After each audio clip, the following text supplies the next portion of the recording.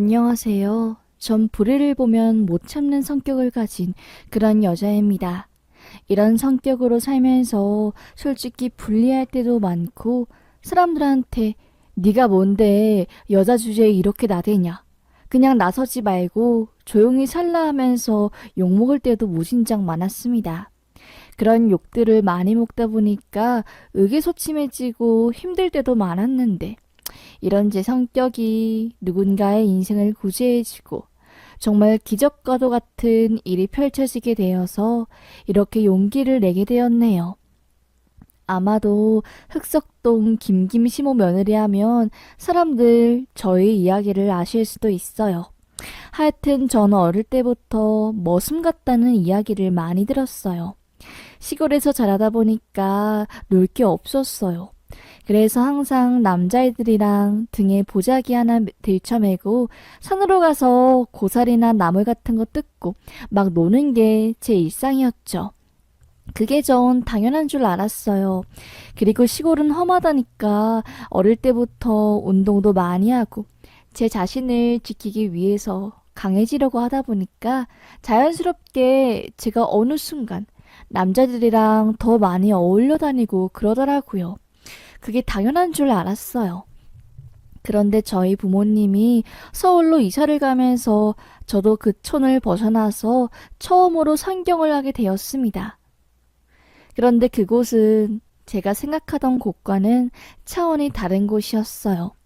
뭐라고 말할까요? 아직도 좀 당황스러운데 제가 처음 전학을 가던 날 선생님은 남자는 이쪽으로 오면 안 된다 라고 하시더라고요. 저 여잔데요? 라고 말하자 어머 미안해 하면서 얼굴이 붉어진 선생님 아직도 기억나죠? 전 내가 그렇게 모스마처럼 생겼나?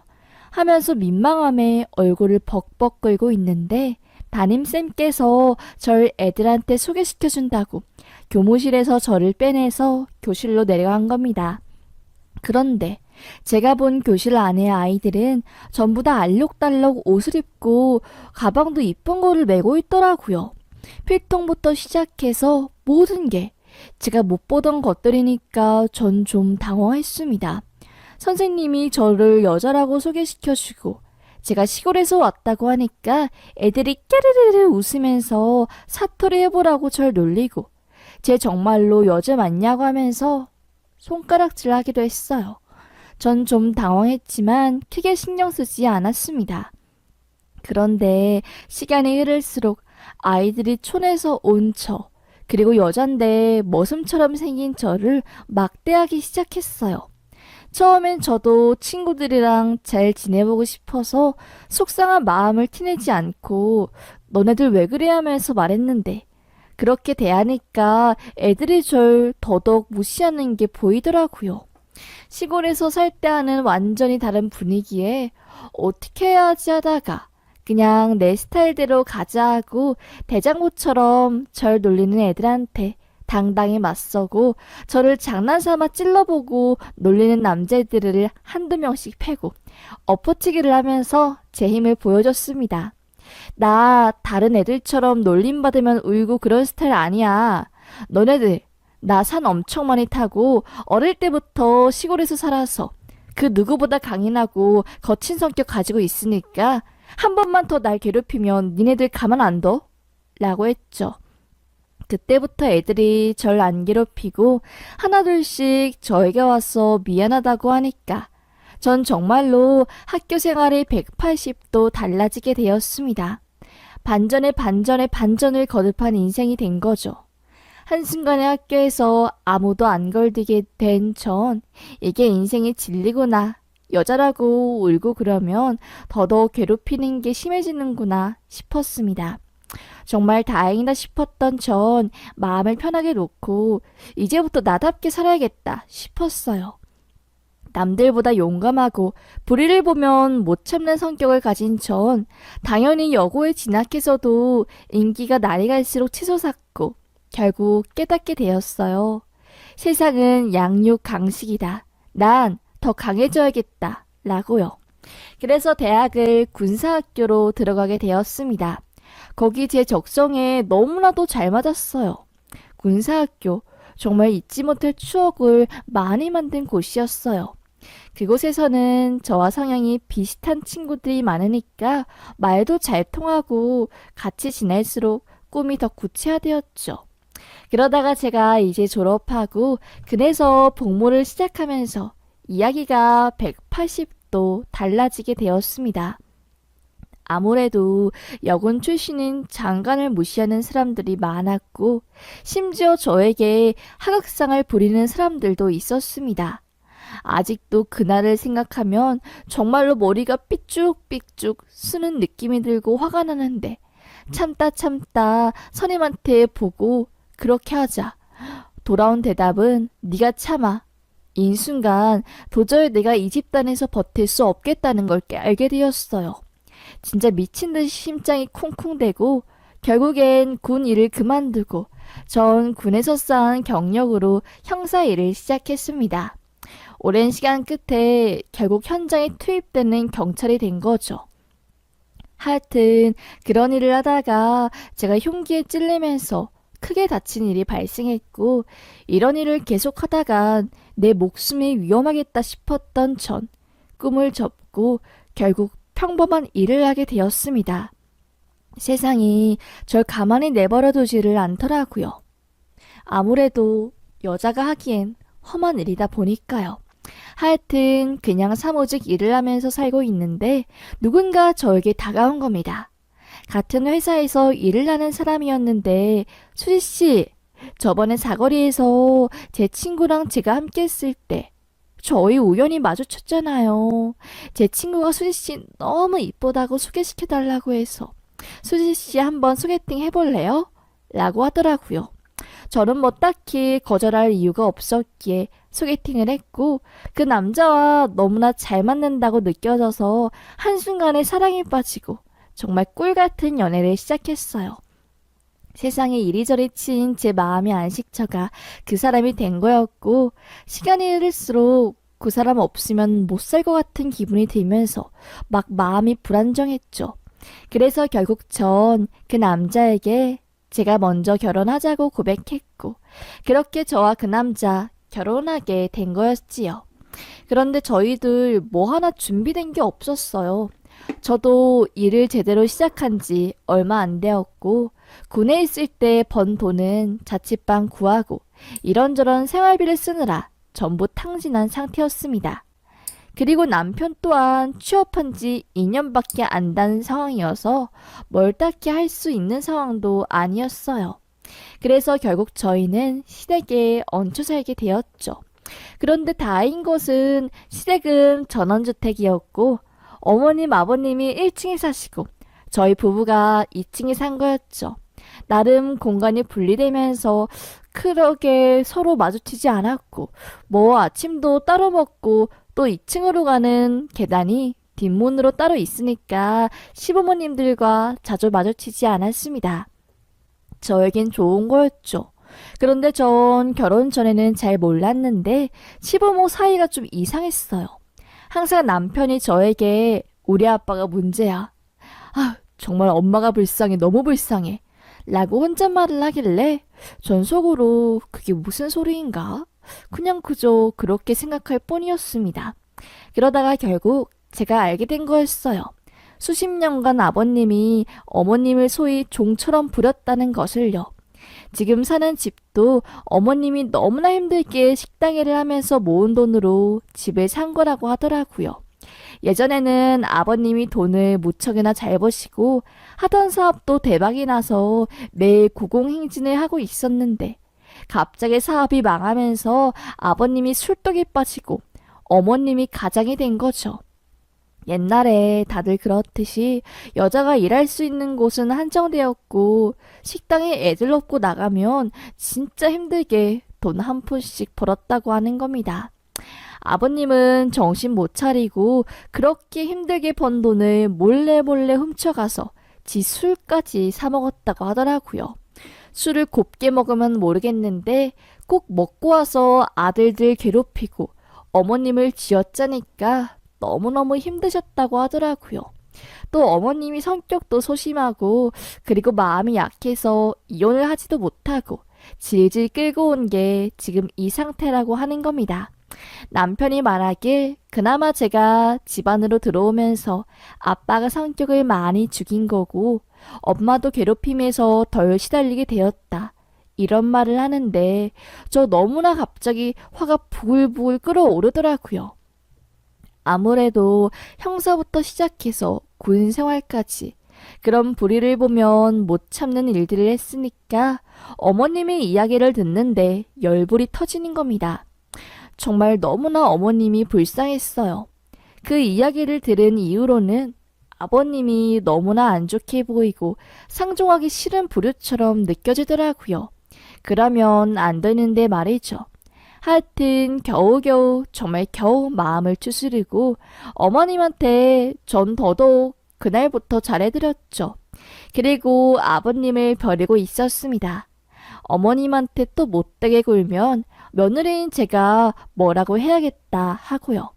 그렇게 그 순간을 기다리고 있을 때 기어코 큰일이 터지고야 만 겁니다. 아버님이 술을 마시고 들어와서 어머님에게 쌍욕을 부은 겁니다.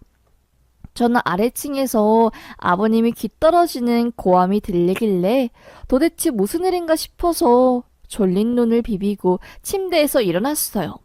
성큼성큼 계단을 내려가니까 밑에서 아버님이 막 어머님을 보고 당신이 뭐 우리 집안에 돈 벌어온다고 그래서 그렇게 기고만장한 거야? 내가 술값 달라 했잖아. 저번에 48기 고등학교 동창회 있는데 내가 거기서 카드를 긁어야지 세면이 살 거 아니야. 나 참 미치겠네 정말. 하면서 어머님을 구박하는 거였어요. 어머님은 그만하라고 애들 깬다고 하면서 그저 고개를 숙일 뿐이었어요. 그런 어머님을 가만히 지켜봐야 하는 제 자신이 너무나 한심스럽고 또 답답했습니다. 어머님은 왜 반항을 안 하는 건지, 아니 못하는 건지, 도대체 왜 이렇게 꿀먹은 벙어리처럼 아무 말도 안 하는 것인지 저로서는 알 길이 없었죠. 그저 그건 당사자의 마음속에만 있을 뿐이니까요. 도저히 안 되겠다 싶었던 전 일단 위층으로 다시 올라가서 다음날이 밝으면 모든 것을 말하려고 했어요. 아버님, 이제 그만 어머님 괴롭히시라고. 어머님 아버님한테 괴롭힘 당하실 분 아니라고. 그렇게요. 그렇게 어찌저찌 새벽의 시간은 흘렀고 전 아버님이 술을 마시러 나가기 전에 어머님을 붙잡고 말했습니다. 저 없으면 얼마나 어머님 괴롭히실까요? 이제 어머님 제발 그만 좀 들들 볶으면 안 될까요? 어머님이 불쌍하지도 않으세요? 솔직히 어머님이 뭘 잘못했어요. 그저 자식들 열심히 키운 죄밖에 없는데 수십 평생 동안 남편한테 당하고 며느리가 보는 앞에서 머리채 잡히고 저도 성격이 한 성격 하는지라 도저히 가만히 못 있을 것 같습니다. 절 좀 이해해 주세요. 그리고 어머님 그만 좀 괴롭히세요. 가만히 안 있을 거니까요. 라고 하자 아버님은 너 드디어 미친 거냐고 하면서 제 머리채까지 잡으려고 하더라고요. 저요? 당연히 군인 출신의 밖에서 범인 잡는 형사였는데 그 광경을 가만히 지켜볼 리가 없었죠. 바로 엎어치게 했습니다. 아버님, 제가 여기서 한 번 더 아버님 내치면 허리부터 시작해서 쫘르르 뼈 아삭 질 텐데 그만하시죠. 라고 하자 며느리가 시합이 죽인다고 난리를 치더라고요. 그 소리 듣기 싫어서 아버님을 결박하던 손을 풀어주고 대문 밖으로 내쫓았습니다. 어머님은 뒤늦게 그 광경을 보고 심장 떨어지는 줄 알았다고 하면서 다리에 힘이 풀려 털썩 주저앉았죠. 그리고는 저에게 너무나 마음이 무겁다고 내가 언제까지 이렇게 살아야 할지 도무지 모르겠다고 하면서 가슴을 퍽퍽 치더라고요. 한스럽게 우는 어머님이 모습을 보는데 제 가슴이 찢어지는 것 같았습니다. 어머님이 뭘 잘못했겠어요. 그저 남편을 잘못 만난 죄, 그리고 착하게 산 죄밖에 없는 거죠.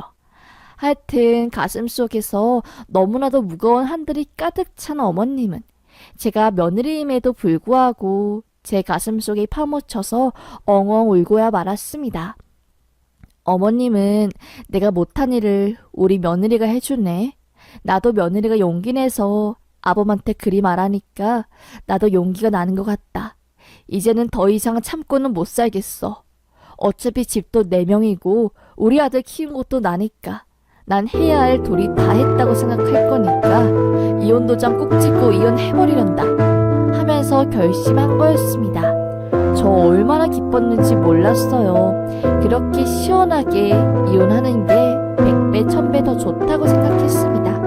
하여튼 진짜로 잘된 일이라고 생각한 전 웃음을 지으면서 어머님이 이혼 과정을 도와드렸어요. 그 과정에서 정말 아버님의 행패를 말로 다 표현할 수 없을 정도로 극악무도했습니다. 지겨울 정도였어요. 어머님 보고 네 죽고 나 죽자고 이혼은 절대 못한다부터 시작해서 이혼할 거면 나 죽이고 가라고 뭔 되도 않는 말을 하더니 결국 변호사 선임하고 소장을 날리니까 진짜 정신 차렸는지 아무 말 못하더라고요. 깨갱한 아버님은 결국 어머님과 강제로 이혼을 하게 되었습니다. 집을 팔아버린 어머님은 저와 함께 흑석동으로 이사를 갔어요. 그곳에 살기 좋은 집이 경매로 싸게 나와서요. 그걸 매입한 저희는 이렇게 셋이서 살고 있는데 전 어머님이 다시 경제활동을 하셨으면 좋겠다 라는 생각이 들더라고요. 음식 솜씨가 뛰어나니까 왠지 음식집이라면 소위 대박 날 거라고 생각했습니다. 어머님은 그래 한번 그러면 나도 용기 내서 장사를 해보겠다고 하면서 저에게 말씀을 해주었고 3천만 원을 마련해서 작은 전집을 시작했어요. 처음에는 손님이 없었습니다. 그냥 손님 몇 명, 나이 지긋한 어르신분들이 소주를 시키고 저는 한 판 시켜서 소소하게 음식 먹으면서 노는 게 전부였어요. 그렇게 팔면 얼마나 남겠어요. 하루하루 그저 인건비 건지기도 굉장히 힘들었던 그때 갑자기 흰 양복을 입은 아저씨가 어머님 앞에 나타난 겁니다. 그리고서는 자기가 감이 참 좋은데 여기 음식 좀 갈아엎고 로또집을 하면 소위 대박이 날 거라고 말하는 겁니다. 어머님은 무슨 뚱딴지 같은 소리냐고 하면서 믿지 않으려고 하다가 아무리 생각해도 그 말이 자꾸 머릿속을 맴돌아서 저희한테 말하더라고요. 어차피 어머님이 수입이 지금 없으니까 수급자로 해서 로또 판매 신청할 수 있으니까 그거 되면 전집을 업고 차라리 수월하게 슈퍼하면서 복권 팔라고 했죠. 밑져야 본전이니까요. 시간이 흘러서 어머님이 로또 판매 신청한 게 허가가 났고 결국 장사가 안 되던 전집은 문을 닫고 로또 판매 슈퍼마켓을 시작했습니다. 그런데 문을 열자마자 한 달도 안 되어서 2등이 당첨된 거였어요. 그 종이를 사간 사람이 어머님한테 와서 복권집을 열라고 말한 아저씨였어요. 순식간에 이 집에서 로또 당첨자가 나왔다는 소문이 퍼지자 온 사람들이 전부 로또를 사러 왔어요. 아무래도 사는 사람이 많으니까 당첨 확률도 엄청 높아지고 사람들이 전부 난리가 나서 어머님 가게에서 로또 사고 싶어서 혈안이 되어 있었죠. 그렇게 사람이 몰리니까 몇 달 뒤에 1등이 나오고 가게는 초초대박이 난 거죠. 돈 쓸어 모았습니다. 그렇게 저와 남편 모두 로또 가게에 전부 매달려 있을 때 어디선가 익숙한 얼굴이 보이더라고요. 그런데 자세히 보니까 그 사람은 어머님과 이혼한, 그리고 이혼 과정에서 저희를 죽이니 살리니 협박한 시부였어요. 시아버지는 여기가 어머님이 운영하는 가게인지 모르고 그저 인생 대박 나려고 로또를 사러 이른 아침이 나온 거였죠. 전 너무나 황당했죠. 아버님을 보자마자 그냥 나가시라고 말하고 싶었지만 그냥 긁어부스러 만들기 싫어서 모른 척하고 있는데 누군가 제 뒤통수를 탁 잡아채는 겁니다. 황당한 전 뭐야 하고 뒤를 돌아보니까 언제 아버님이 저를 알아본 건지 막 욕을 하면서 아이고 참 그렇게 네 시모 이혼시키고 싶어 하더니 내 돈줄 뺏어가니까 좋아? 아주 살판 났지? 네 정말 더럽다 더러워. 네 같은 여자애를 집안에 잘못 들여서 천하태평 유아독전인 내 세상을 네한테 뺏기고 지금 빈털털이 되어서 이렇게 로또나 사러 왔다. 내 아들 키우면 뭐해. 이렇게 여우 같은 여시 같은 며느리가 들어와서 집안 보내기 전부 다 개판 내는데 하면서 저를 비꼬더라고요. 전 더 이상 상대하기도 싫어서 제발 그만 좀 하시라고 하면서 손을 탁 내쳤습니다. 그러자 시아버님 완전 쌩난리가 났죠. 너 지금 뭐 하는 짓이냐부터 시작해서 네가 제정신이 나갔고 하면서 갑자기 제 귀를 잡고 뺨을 때리려고 하는 겁니다. 전 어안이 벙벙해서 순간 얼음이 되어 있을 때 카운터에서 소란스러운 소리를 듣고 어머님이 달려나왔고 아버님을 보자마자 소리를 지르더니 저녁에 추어탕 해먹으려고 사온 우거지로 아버님 뺨따구를 때린 거였어요. 무시래기? 그거 말린 건데 안에 흙이 있어서 흙먼지가 일으켜지면서 아버님 뺨을 강타하게 되는데 그 모습을 보니까 얼마나 웃기던지요. 말도 못하죠. 전 그저 배꼽을 잡고 깨르르 웃을 뿐이었습니다. 눈에 모래가 들어간 아버님은 그저 어떠한 반항도 못하고 이게 뭐한 짓이냐고 하면서 숨만 허공에 허우적 댈 뿐이었지요. 어머님은 기가 차다는 표정을 지으면서 당신이 여기가 어디라고 오는 거야? 아직도 정신 못 차렸어? 내가 아직도 당신한테 시달리고 종처럼 살아온 여자 같아? 나 우리 며느리 때문에 내 삶 180도 바뀌었어. 대박 났다고. 그러니까 당신 제발 내 인생에 개입하지 마. 내 인생의 유일한 오점은 당신이라고. 당신이라는 사람이니까. 알겠어? 하면서 소리를 질렀습니다. 그러자 아버님은 뭐 여기가 당신 가게라도 되는 거야? 나 참 주인 행세하면서 지레 뻥짝을 아주 탔더러요. 라고 하면서 아무것도 모르고 말을 하더라고요.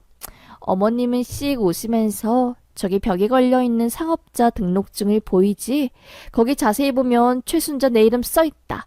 내 명의로 당당하게 낸 가게고 그러니까 당신은 이제 제발 신경 쓰지 마. 알겠어? 당신 앞으로 내 가게에 들어오지 말라 이 말이야. 라고 말하자 아버님은 어안이 벙벙해서 아무 말도 못했죠. 뒤통수를 세게 맞은 기분인 건지 하면서 뒷걸음질을 치는 겁니다. 전 비웃었어요. 아버님, 이제 더 이상 추한 행동 그만하시고 집에 가세요. 안 그러면 바로 업무방해로 경찰 부를 거니까요. 또 안 그래도 돈 없는데 벌금으로 500만 원 맞지 마시고 그냥 가시라고요. 라고 말하자 아버님은 A18 하면서 나가는 겁니다. 그런데 나간 지 얼마 되지 않아 갑자기 짱돌을 들고 막 오더니 아니 창문에 던져서 창문을 부신 겁니다. 그런데 바로 그 옆에 복권을 사려고 기다리던 약간 조폭 같은 모리들이 있었고 그 사람 옆으로 파편이 튀면서 그 문신을 한 무서운 분이 엄청 화가 난 겁니다. 아니 아까부터 싸우는 거 듣고 있었는데 참 도대체 아니 그쪽에 바람피고 혼자 지를 콩짝을 다 떨어서 마누라한테 버림받았으면 지금부터라도 같이 살자고 빌던가 아니면 미안하다고 싹싹 사과를 해야지. 왜 도대체 자존심을 세우는 거요? 어디 뭐 자기보다 힘 약한 여자들이라고 그렇게 하는 거요? 나 참 지겹네 지겨워. 하면서 팔 한쪽을 걷으면서 아버님을 때리려는 제스처를 취하자 아버님은 겁에 잔뜩 질려 아닙니다 하면서 벌벌 떨고 도망을 가더라고요. 어찌나 그 꽁무니를 보는데 우스운지요. 뭐라고 말을 못할 정도로 웃겨서 배꼽 잡았습니다. 역시 이에는 이 눈에는 눈이라고 하더니 그런 말을 이럴 때 쓰는 거구나 싶었죠. 저는 하하하 웃으면서 그 사람들한테 감사하다고 덕분에 아버님이 더 이상 절대로 이 가게에 찾아오지 못할 것 같다고 하면서 인사드렸습니다. 나중에 들려오는 소문으로는 아버님이 어머님 대박 난 게 너무나 부러워서 자기도 사업하겠다고 이곳저곳에서 대출하고 지인들한테 돈 끌어모아서 무슨 장사를 시작했는데 시작한 지 얼마 안 되어서 바로 쫄딱 망했다고 하더라고요. 모은 돈도 없고 어디 갈 수도 없는 아버님은 결국 울며 겨자 먹기로 절에 들어갔다고 합니다. 참 웃기네요. 아니 배꼽 빠질 듯이 웃깁니다. 어쩔 수 없는 아버님이 멍청함이 여기서 드러나는 것 같네요. 음식도 할 줄 모르는 사람이 무슨 음식 가게만 차리면 대박 나는 줄 알았던 건지 하여튼 이제 어머님이 아버님이 선하게에서 벗어나고 스스로 경제적 능력을 길러서 아주 자립심 있게 대단하게 사는 모습을 보니까 저 너무나 기쁩니다. 저의 강인한 성격 그리고 불의를 보면 못 참는 이러한 기질이 이럴 때 좋게 발휘된 것 같아서 무척 좋네요. 그래서 저 지금 오히려 속이 편합니다. 역시 할 말은 하고 사는 게 진짜 최고인 것 같아요. 이제는 아버님과 엮이지 않고 어머님은 남은 삶, 여자로서 당당하게 그리고 행복하게 사시길 바라요. 산 세월이 아까워서 이혼도 못하고 여전히 속 썩이고 있는 분들 모두들 용기 내서 이혼하는 것도 나쁘지 않는 선택이라고 봐요. 오히려 저희 어머님은 이혼하고 나서 인생이 활짝 폈습니다. 소위 제2의 인생을 지금 살고 계세요. 저 행복해요. 어머님이 이렇게 행복해져서요. 여러분들도 부디 마음 편안해지셨으면 좋겠습니다. 그럼 사연 여기서 마치겠습니다. 모두들 행복하고 따뜻한 하루 보내세요.